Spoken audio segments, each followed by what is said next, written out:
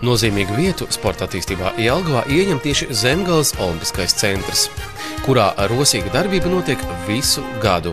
Vasara ir aktīvāks periods futbolistiem, vieglatlētiem, BMX riteņbraucējiem un lakrosam. Savukārt ziemas mēnešos sezonas spēles aizvada basketbolisti, volejbolisti, telpu futbolisti. Tāpat parasti ziemā notiek sacensības cīņas sporta veidiem. Meistarsacīkstes judo un martā notiks Jelgavas atklātās meistarsacīkstes boksā. Janvāra beigās notiks starptautiskais mākslas vingrošanas turnīrs Baltijas puķi. Nu pat nozīmīgas spēles Zemgales olimpiskajā centrā aizvadīja Latvijas sieviešu junioru volejbola izlase. Tās bija Eiropas čempionāta kvalifikācijas pirmās kārtas spēles, kur junioris palika nepārspētas un viņām izdevās kvalificēties otrajai kārtai. Ziemas periodā veselīgi dzīvesveidu piekritēji Zemgales olimpiskajā centrā stadiona skrejceliņus nomainījuši pret treniņiem trenažieru zālē.